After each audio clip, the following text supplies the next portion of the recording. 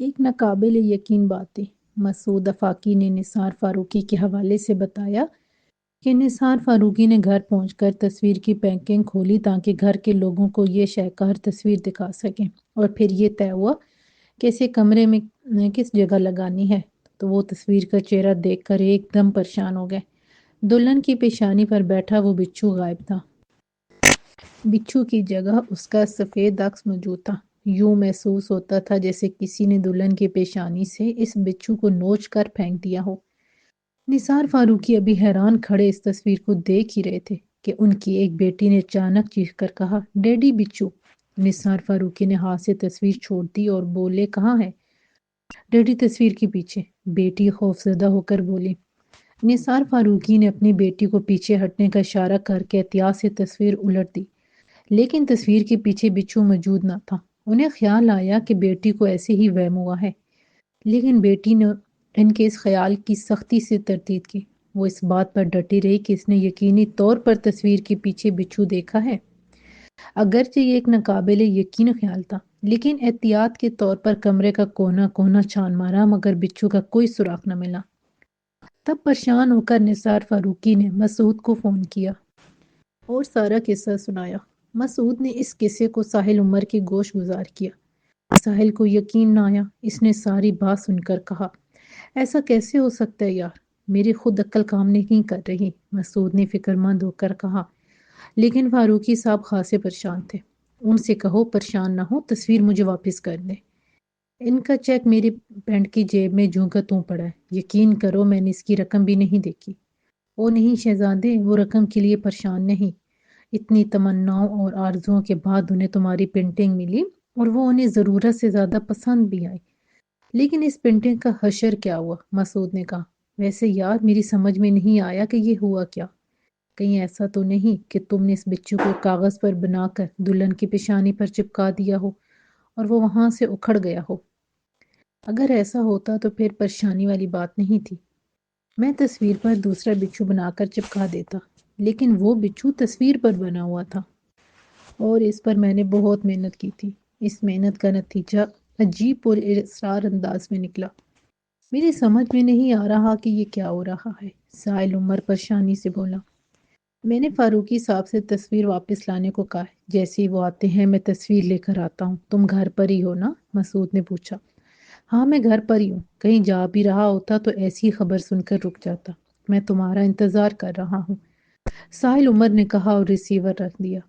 اس نے گہرا اور ٹھنڈا سانس لیا اور گہری سوچ میں ڈوب گیا۔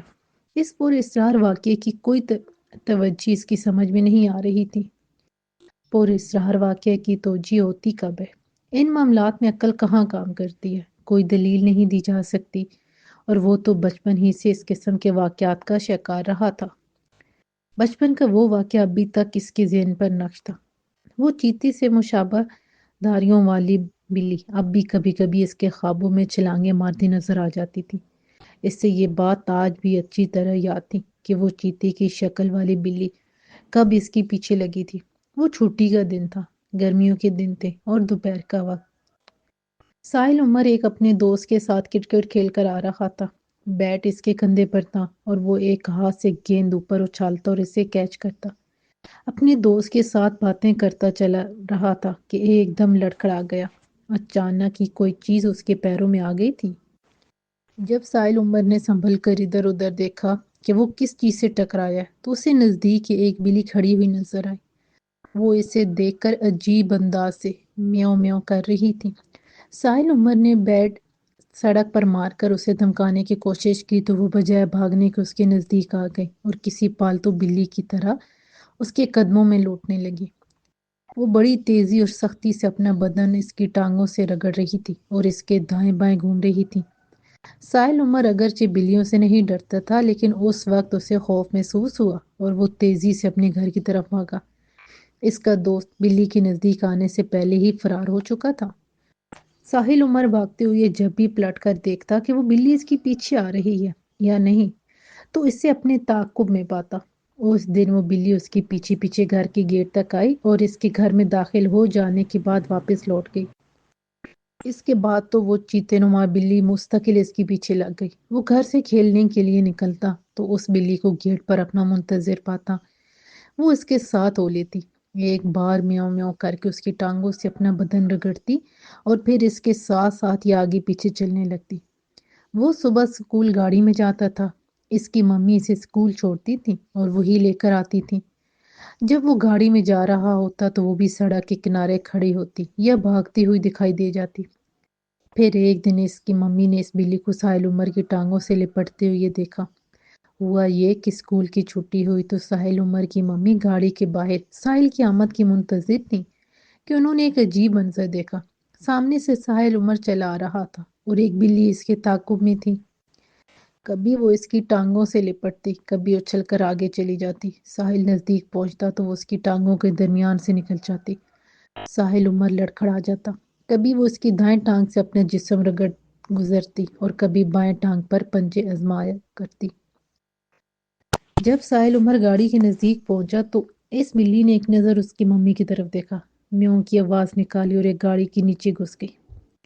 ممی نے حسب معمول اس سے بستہ لیا، ہلکا سا گلے لگا لیا اور گاڑی کا دروازہ کھول کر اسے بٹھایا اور پھر گھوم کر اپنی ڈرائیونگ سیٹ سنبھالی۔ اس کا بستہ پچھلی سیٹ پر ڈال دیا اور گاڑی سٹارٹ کی۔ ساحل، یہ بلی کون تھی؟ ممی نے ایک نظر اسے پیار سے دیکھتے ہوئے کچھ اس طرح سوال کیا جیسے انہوں نے کسی لڑکی کے ساتھ دیکھ لیا ہو۔ ممی، پتہ نہیں، ساحل عمر نے بے نیازی سے کہا، یہ کافی عرصے سے میرے پیچھے لگی ہوئی ہے، لیکن تم نے مجھے کبھی بتایا نہیں۔ میں نے اسے پہلی بار تمہارے ساتھ دیکھا ہے، وہ بولی۔ آپ نے اسے پہلی بار اسی لیے دیکھا ہے کہ یہ آج پہلی بار اسکول کی گیٹ پر ملی ہے؟ ممی نے چونک کر ساحل کی طرف دیکھا۔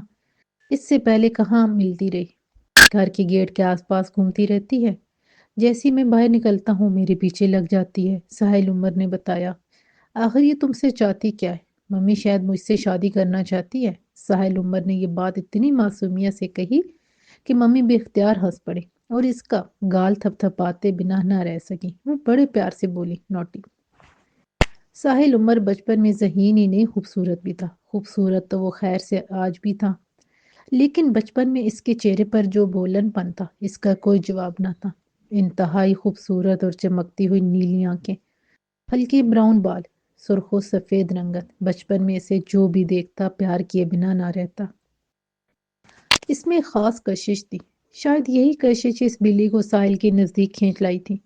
وہ بلی گھر سے باہر اس کی منتظر رہتی تھی، لیکن حیرت کی بات یہ تھی کہ وہ ساحل عمر کے ساتھ کبھی گھر میں داخل نہیں ہوئی تھی، نہ ہی وہ کبھی گھر کے کسی گوشے میں دکھائی دی تھی۔ وہ بس گھر کے باہر اس کا پیچھا کرتی اور اس کے قدموں میں لوٹتی تھی۔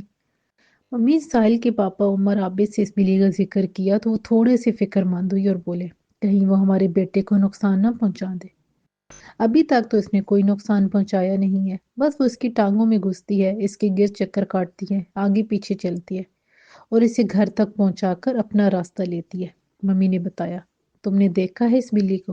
عمر عابد نے پوچھا۔ ہاں، میں نے دیکھا ہے، بالکل چیتے جیسی شکل کی ہے، انہوں نے بتایا۔ کیوں پیچھے لگی ہے اس کے؟ کیا ساحل اس کو کچھ کھلاتا پلاتا ہے؟ بقول ساحل وہ اس سے شادی کرنا چاہتی ہے، ممی نے ہنس کر بتایا۔ اچھا، عمر عابد بھی ہنسنے لگے۔ پھر جلدی اس بلی کا گھر معلوم کرو تاکہ ہم اس کا رشتہ لے کر چلیں۔ اس بلی کی حرکات بے ضرر تھی، اس نے ساحل عمر کو کوئی نقصان نہیں پہنچایا تھا۔ وہ تو آج تک اس کے گھر میں بھی داخل نہیں ہوئی تھی، وہ گھر سے باہر ہی اس کے تعاقب میں رہتی تھی، آگے پیچھے گھومتی، اس کی ٹانگوں سے لپٹتی، اس کے قدموں میں لوٹتی۔ اس چیتے نما بلی کا اس تواتر سے ساحل عمر کا پیچھا کرنا باعث پریشانی ہوتا جا رہا تھا۔ ایک دو دن کی بات ہوتی تو اسے نظر انداز کر دیا جاتا، لیکن اسے پیچھے لگی ہوئی یہ 2 ماہ ہونے کو آئے تھے۔ اس کی ممی پاپا اب فکر مند رہنے لگے تھے، ان کی سمجھ میں نہیں آ رہا تھا کہ اپنے بیٹے کا اس بلی سے کس طرح پیچھا چھڑوائے۔ پھر ایک دن مولوی صاحب نے اس بلی کو ساحل عمر کی ٹانگوں سے لپٹتے ہوئے دیکھ لیا۔ مولوی صاحب گھر پر ساحل عمر کو قرآن شریف پڑھانے آتے تھے۔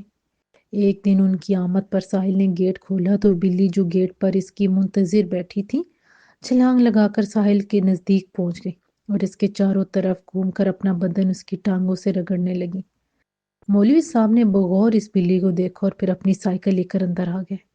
ساحل عمر گیٹ بند کر کے اندر جانا چاہ رہا تھا، لیکن وہ بلی اسے گیٹ بند کرنے کی مہلت نہیں دے رہی تھی۔ وہ اسے بری طرح اس کی ٹانگوں سے لپٹ رہی تھی کہ وہ گیٹ بند نہیں کر پا رہا تھا۔ اتنے میں ساحل کی ممی گھر کے دروازے پر آ گئی۔ ممی کو آتا دیکھ کر وہ بلی چند لمحے کو ساکت ہوئی تو ساحل عمر نے چست لگا کر گیٹ بند کر دیا۔ کچھ دیر باہر سے میوں میوں کی آوازیں آتی رہیں، پھر خاموشی چھا گئی۔ ممی گھر کے اندر چلی گئیں اور ساحل عمر مولوی صاحب کے ساتھ ڈرائنگ روم میں داخل ہو گیا۔ مولوی صاحب ساحل عمر سے بلی کے بارے میں سوالات کرنے لگے۔ وہ بلی کو اس عجیب و غریب انداز سے لپٹتا دیکھ کر کچھ پریشان سے ہو گئے تھے۔ ابھی وہ ساحل سے بلی کے بارے میں بات کر ہی رہے تھے کہ عمر عابد اندر آ گئے۔ مولوی صاحب مجھے آپ سے کچھ بات کرنا تھی۔ عمر عابد مولوی صاحب سے مخاطب ہوئے۔ ان کا لہجہ فکر میں ڈوبا ہوا تھا۔ جی فرمائیے۔ مولوی صاحب ہم تن گوش ہو گئے۔ ابھی آپ نے اس بلی کو گیٹ پر دیکھا ہوگا، یہ 2 ماہ سے ساحل کے پیچھے لگی ہوئی ہے۔ کیا آپ اس سلسلے میں کچھ کر سکتے ہیں؟ عمر عابد خاصے پریشان تھے۔ آپ پریشان نہ ہو، میں 1-2 دن میں اس کا بندوبست کر دوں گا، مولوی صاحب نے بڑے یقین سے کہا، اور انہوں نے واقعی ایسا کر دکھایا۔ تیسرے دن انہوں نے ایک تعویذ اور شیشی میں پڑا ہوا پانی لا کر دیا۔ تعویذ ساحل عمر کے بازو پر باندھ دیا گیا اور پڑا ہوا پانی 15 دن تک پینے کی ہدایت کی۔ ساحل عمر دوسرے دن شام کو جب کرکٹ کھیلنے کے لیے باہر نکلا تو خلاف توقع بلی کہیں دکھائی نہ دی۔ وہ ادھر ادھر دیکھتا ہوا میدان میں پہنچ گیا۔ میدان میں پہنچا تو اچانک اسے وہ دکھائی دی۔ وہ چھلانگیں بھرتی ہوئی ساحل عمر کی طرف بڑھ رہی تھی۔ ساحل، وہ تمہاری دوست۔ ایک لڑکے نے ساحل عمر کی توجہ بلی کی طرف دلائی۔ ہاں دیکھ رہا ہوں۔ ساحل عمر بڑے سٹائل سے بیٹ کندھے پر رکھے سے بغور دیکھ رہا تھا۔ وہ چیتا نما بلی 4 قدم کے فاصلے پر رک گئی۔ ساحل کو بڑی حیرت ہوئی کیونکہ آج تک ایسا نہیں ہوا تھا۔ وہ بلی اسے دیکھ کر اس طرح چپٹتی تھی جیسے چلتی ٹرین دیکھ کر کوئی مسافر۔ اس بلی نے بڑی بیچارگی سے اسے دیکھا، 2-4 بار درد بھری میوں میوں کی آواز نکالی اور پھر ایک طرف دوڑتی چلی گئی اور دیکھتے دیکھتے نظروں سے غائب ہو گئی۔ پھر وہ بلی اسے کبھی دکھائی نہیں دی، البتہ آج بھی کبھی کبھی وہ اس کے خوابوں میں چھلانگیں مارتی دکھائی دیتی تھی۔ بیٹا کھانا نکالوں؟ اماں نے پوچھا۔ ساحل عمر ڈائننگ ٹیبل کی ایک کرسی پر بیٹھا ہوا بچپن کی یادوں میں گم تھا۔ اماں کے پوچھنے پر سامنے دیوار پر لگی گھڑی پر اس نے نظر دوڑائی۔ 2 بج رہے تھے۔ یہ اس کے کھانے کا وقت تھا۔ وہ آرٹسٹ ضرور تھا لیکن زندگی کے معاملات میں کوئی بے ترتیبی نہ تھی۔ اس کی زندگی میں بڑا نظم و ضبط تھا۔ اس سے اچھی خاصی بھوک لگ رہی تھی۔ سامنے ہی کیک رکھا تھا۔ اس نے چھری سے تھوڑا سا کیک کاٹ کر منہ میں رکھا اور اماں سے مخاطب ہو کر بولا، ہاں اماں کیوں نہیں، ابھی وہ کھانے سے فارغ ہی ہوا تھا کہ بیل ہوئی۔ اسے اندازہ ہو گیا تھا کہ مسعود نثار فاروقی کو لے کر آ گیا ہے۔ اس نے گیٹ کھولا تو واقعی وہ دونوں گیٹ پر موجود تھے۔ مسعود کے ہاتھ میں کاغذ میں لپٹی ہوئی تصویر تھی۔ ساحل نے مسعود سے پینٹنگ لے لی اور دونوں کو ڈرائنگ روم میں لے آیا۔ پینٹنگ اس نے ایک صوفے کی پوچھ سے لگا کر کھڑی کر دی۔ نثار فاروقی کے چہرے پر خجالت سی تھی۔ وہ چور سے بنے ہوئے تھے۔ اتنی تمناؤں اور آرزوؤں کے بعد تو انہیں ساحل کی پینٹنگ نصیب ہوئی تھی اور وہ پینٹنگ چند گھنٹوں بعد ہی واپس کرنا پڑ رہی تھی۔ سر آپ پریشان نہ ہوں، آپ کا چیک میری جیب میں قطعاً محفوظ ہے، اور شاید آپ کو یقین نہ آئے میں نے اب تک اس چیک کی رقم بھی چیک نہیں کی ہے۔ یہ آپ کی امانت بغیر دیکھے ہی لوٹا رہا ہوں، قبول فرمائیے۔ ساحل عمر نے اپنی جیب سے طے کیا ہوا چیک نکالا اور بہت احترام کے ساتھ انہیں پیش کر دیا۔ نثار فاروقی نے وہ چیک بغیر کسی پس و پیش کے اس کے ہاتھ سے لے کر اپنی جیب میں ڈال لیا۔ مسعود کو ان کے اس رویے پر بڑی حیرت ہوئی، لیکن ساحل ذرا بھی حیران نہیں ہوا۔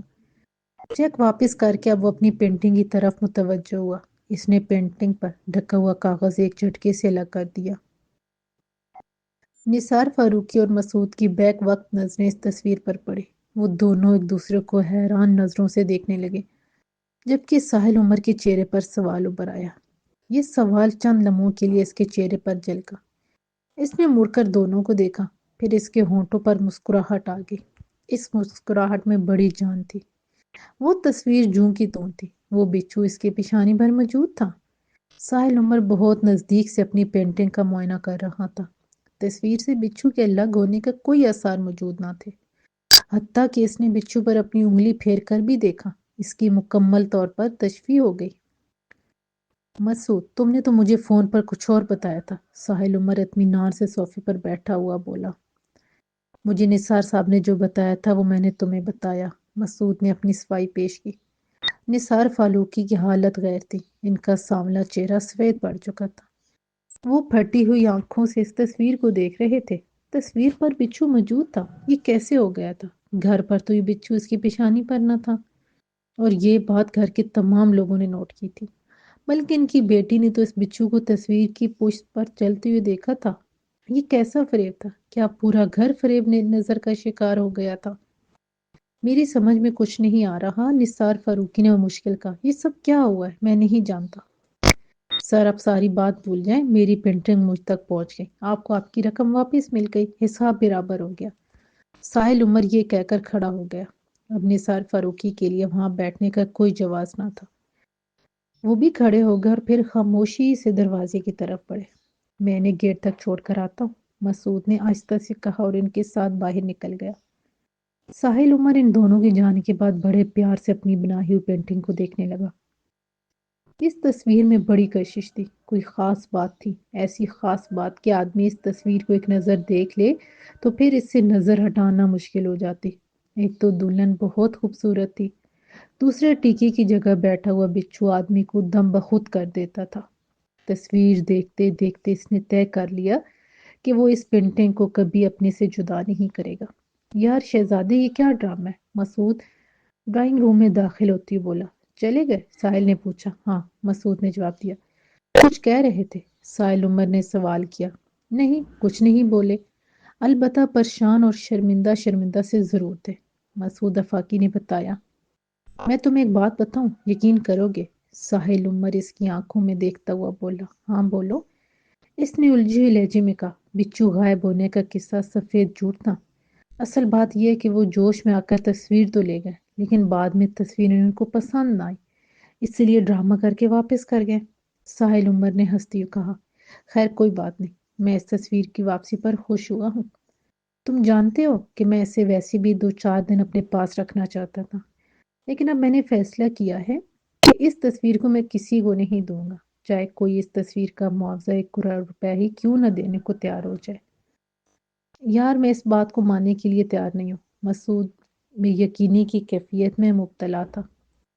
1 کروڑ روپے معاوضے والی بات کو ساحل نے پوچھا۔ او نہیں یار، مسعود افاقی نے تصویر کو گہری نظر سے دیکھتی ہوئے کہا، تصویر پسند نہ آنے کی بات کر رہا ہوں، وہ تمہارے شدائی ہیں۔ اگر انہیں تصویر پسند نہ آتی تو وہ فوراً چیک کاٹ کر نہ دیتے، دوسری تصویر لے جاتے ہوئے وہ بہت خوش تھے، مجھ سے مشورہ کرتے رہے کہ یہ تصویر اپنے گھر میں لگائیں یا اپنے آفس میں۔ پھر ایک بات اور ہے، اگر انہیں تصویر واپس کرنا ہوتی تو ایسا بچکانہ ڈرامہ کرنے کی کیا ضرورت تھی؟ تم مانو نہ مانو لیکن مجھے یقین ہے کہ وہ اس تصویر سے خوفزدہ ضرور ہوئی ہیں۔ اچھا لعنت بھیجو اس ذکر پر، آؤ اندر چلو، اور تمہیں کیک کھلاؤں۔ ساحل عمر نے تصویر اٹھا لی اور ڈرائنگ روم کے اندرونی دروازے کی طرف بڑھا۔ ایک بات بتاؤ، کیا تم نے اپنی سالگرہ منائی ہے؟ مسعود نے چلتے ہوئے شکایتی لہجے میں کہا۔ نہیں بھائی، سالگرہ مناتا تو کیا تمہیں نہ بلاتا، ساحل عمر نے وضاحت کی۔ پھر کیک کہاں سے آ گیا؟ مسعود نے پوچھا۔ کسی نے بھیجا ہے؟ ساحل عمر نے لطف لیتے ہوئے یہ بتایا۔ کس نے؟ مسعود نے پوچھا۔ وہ حیران تھا۔ نام تو خیر سے مجھے بھی معلوم نہیں، ساحل عمر نے کہا۔ یہ کیسے ہو سکتا ہے؟ سب کچھ ہو سکتا ہے، تم کیک کھاؤ، تمہیں نام سے کیا لینا ہے؟ ساحل عمر نے اس کے ہاتھ میں چھری دیتی ہوئی کہا۔ مسعود افاقی نے کیک کا چھوٹا سا پیس کاٹ کر منہ میں رکھا اور انگلی چاٹتا ہوا بولا، شہزادے کیک تو زبردست ہے، مجھے امید ہے کہ وہ بھی زبردست ہوگی۔ ساحل عمر مسکراتے ہوئے بولا، بھائی کون؟ وہی ٹیلی فون والی، ساحل عمر نے بتایا۔ ہے؟ مسعود افاقی کی آنکھیں حیرت سے پھٹ گئی۔ اس نے بھیجا ہے یہ کیک؟ ہاں جی، ساحل عمر نے بڑے پرسکون انداز میں کہا۔ شکاری کو بتایا؟ مسعود نے سوال کیا۔ ناصر مرزا کو، ساحل عمر نے وضاحت چاہی۔ ہاں، مسعود نے اس بات میں گردن ہلائی۔ ملاقات ہوگی تو بتاؤں گا، ساحل عمر نے کہا۔ او یار دیکھا تم نے؟ مسعود کی آواز میں ہلکا سا خوف تھا۔ وہ اس تصویر کو جو ڈائننگ ٹیبل کی کرسی پر رکھی تھی بغور دیکھ رہا تھا۔ ساحل عمر بھی اس تصویر کو دیکھنے لگا۔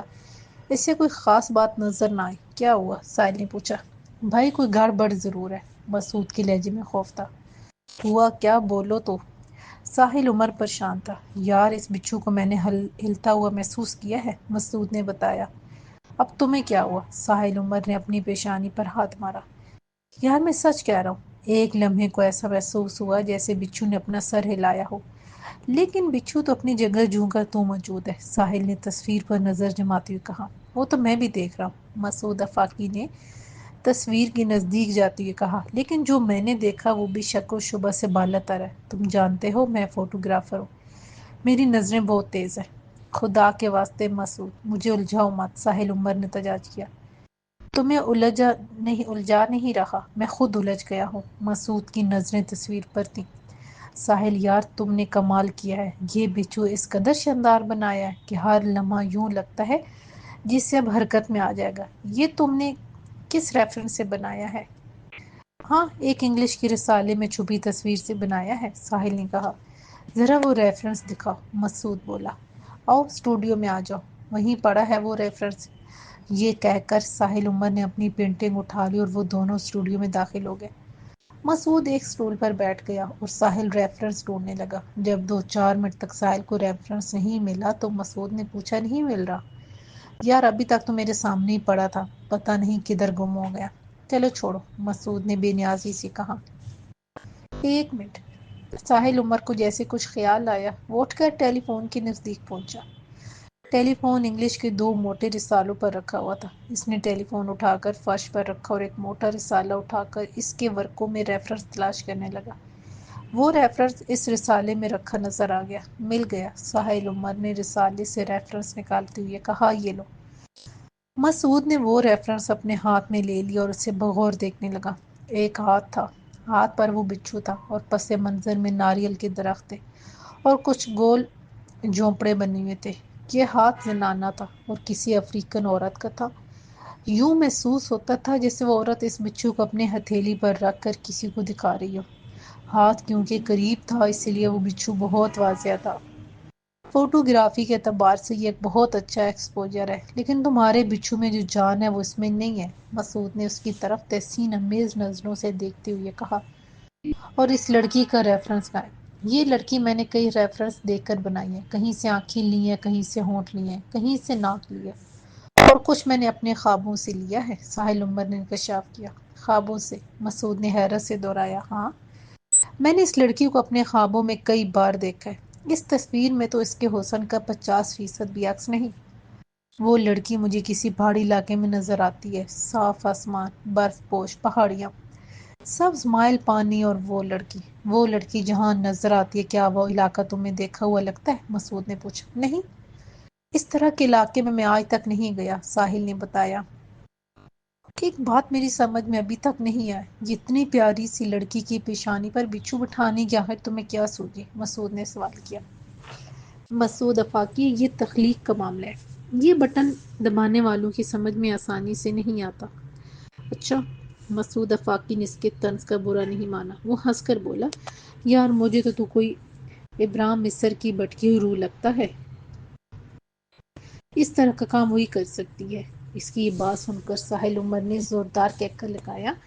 مسعود بھی اس کے کہکے میں شامل ہو گیا۔ اچھا بھائی اب میں چلتا ہوں، اس ہفتے کی ملاقات ناصر مرزا کے یہاں ہے نا؟ مسعود نے تصدیق چاہی۔ ہاں بالکل، ساحل عمر نے تصدیق کی۔ شہزادے میں تمہاری اس پینٹنگ کو ایکسپوز کرنا چاہتا ہوں۔ مسعود نے پینٹنگ کو غور سے دیکھتے ہوئے کہا۔ شوق سے، جب چاہے کر لو، ساحل عمر نے خوش دلی سے کہا۔ مسعود کے جانے کے بعد اس نے اسٹوڈیو والے کمرے کو لاک کیا اور اپنے بیڈ روم میں جا کر لیٹ گیا۔ کچھ دیر میں ہی اسے نیند نے آ لیا۔ وہ نہ جانے کب تک سوتا رہا کہ اماں نے اسے آ کر جگا دیا۔ ساحل اٹھو، آخر کب تک سو گے؟